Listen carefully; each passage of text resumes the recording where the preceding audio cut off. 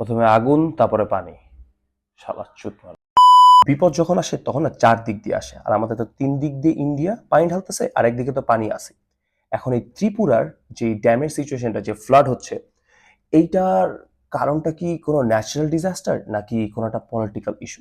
Of course এটা 100% একটা political disaster, it's not a natural disaster. এবং এটা একটা ম্যান মেড ডিজাস্টার।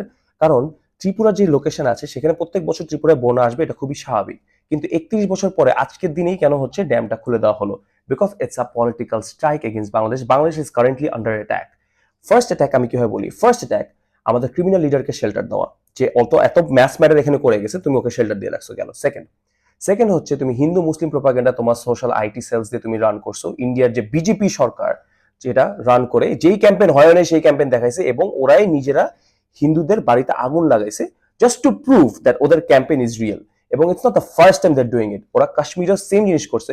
এক রাতে ঢুকে 1991-এ 200 কাশ্মীরি পণ্ডিতকে খুন করছে হিন্দুদের দ্বারাই, এবং তারপরে বলছে হিন্দু খাতরে মে হ্যাঁ, এখন ওই জায়গাটা গিয়ে আর্মি দখল দিয়ে দিবে।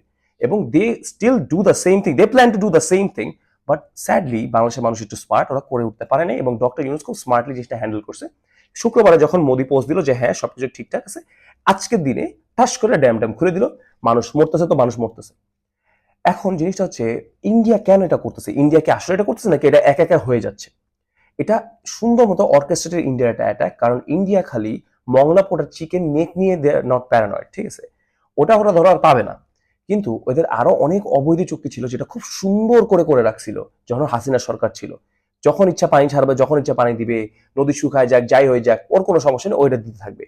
এবং কোনো রুলস ব্রেক মানে রুলস মানা ছাড়াই সে 9টা রুল থাকে একটা ড্যাম খোলার আগে, ইন্টারন্যাশনাল চুক্তি থাকে, ঠিক আছে?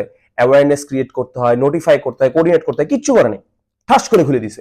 দ্য ওনলি রিজন ইজ যে ওরা চায় যে ডক্টর ইউনূসের যে সরকারটা, এটা যতটা আনস্টেবল থাকবে, 1-1.5 বছর আমরা এটা কাটাতে কাটাতে কাটাতে চলে যাব, তাহলে মনে করো যে ওরা বলবে যে ইউনূস তো 1 বছর ধরে আছে, কিছুই করতে পারলো না। The biggest damage they actually cause us is like, ওরা 10 তারিখ থেকে মানে যখন প্রথম হচ্ছে কারফিউটা দিল, একটা কারফিউ দিলে নর্মালি সরকার পড়ে যায়। একটা কারফিউ থেকে সেকেন্ড কারফিউ পর্যন্ত অনেকটা গ্যাপ ছিল। পুরো গ্যাপটা দে প্রিন্টেড মানি 31,000 কোটি টাকা প্রিন্ট করছে, they took the money. And this is going to cause us hyperinflation, যেটা আমরা এখনো টের পাইতেছি না, এটা সুন আসবে, ইম্প্যাক্টটা আসবে। It's number one. সেকেন্ড হচ্ছে, যা মানুষ মেরে গেলেই তো মেরে গেলেই, ঠিক আছে? এটার পরে কিন্তু এই যে হিন্দু মুসলিম হইলো, এখানে মানুষ মারলো, এই আজকে বন্যা হইতেছে, এখানে মানুষ মরতেছে। এবং the last probably the thing that they have control over is electricity. ঠিক আছে? উই স্টিল টেক, মানে যেটা বিজেপির বেস্ট ফ্রেন্ড থেকে আমি ইলেকশন নিয়ে, আদানি থেকে ইলেকশন নিয়ে, আই ডোন্ট নো যে ওটার পরে ওরা কি করতে পারে, but that still probably in their playbook. এবং এই পাওয়ার কাট, এই পানি, খাবার টাবার সাপ্লাই, এটা তো প্রথম কাজ না, এটা বহুত জায়গায় বহুত মানুষের সাথে করে আসছে। তো এখন জিনিসটা হচ্ছে, আমরা এত ছোট একটা দেশ, আমরা কি করতে পারি? আমরা তো তিন দিক দিয়ে মানে ইন্ডিয়া দিয়ে ঘেরা, আমরা করতেটা পারি কি?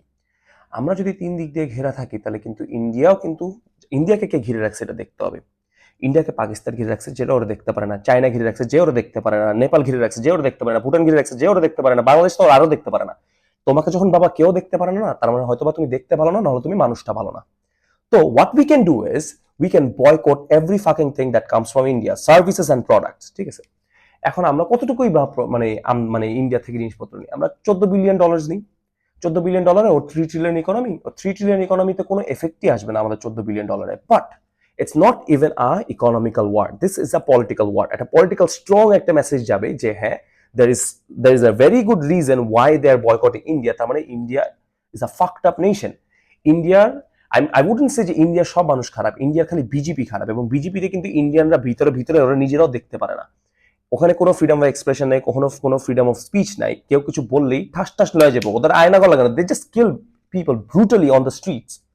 এবং এটার জন্য ইন্ডিয়াতে কেউ কিছু বলতেও ভয় পায়। কমেডিয়ানরা জাস্ট হালকা হালকা জোক মারার জন্য জেলে চলে যেতেছে ইন্ডিয়াতে। তো এখন জিনিসটা হচ্ছে যে আমরা এখন তাহলে কি করতে পারি? যে ইন্ডিয়ার এগেছে যখন মানুষ এত ত্যাক্ত, আমি একটু একটা জিনিস দেখে আমার এটাতে অনেক সাহস বেড়ে গেছে এই আন্দোলনটা দেখে, যে কোথায় একটা কোটা আন্দোলন ছিল, হঠাৎ করে একটা স্বৈরাচারের পতনের আন্দোলন হয়ে গেল। অ্যান্ড আল্লাহর অশেষ রহমত যে এই জিনিসটা সাকসেসফুলি করতে পারছি। অ্যান্ড আমি এই জিনিসটাতে অনেক বেশি অপটিমিস্টিক, অনেক বেশি। আমরা যখন হাসিনারা সরাতে পারছি আমরা সব করতে পারবো। সো আই বিলিভ যে আমাদের প্রত্যেকটা প্রোডাক্ট যদি আমরা বয়কট করতে, starting from chips, textile, every fucking thing, ঠিক আছে? If you can do it, আমার বিশ্বাস এত বড় একটা পলিটিক্যাল মেসেজ আমরা রেজ করতে পারবো, টুইটার বলো, ফেসবুক বলো, যেখানে, যে this will create a very big impact. এবং আশেপাশের দেশরাও আগায় আসবে। ইনশাল্লাহ যে এইটারও একটা জাস্টিস আমরা পাবো, যেমন আমরা লাস্টবার আন্দোলনে পাইছি। আজকের পর থেকে আমরা কেউ ইন্ডিয়ার কোনো প্রোডাক্ট ইউজ করব না, কারণ ওরা বাইনচোদ।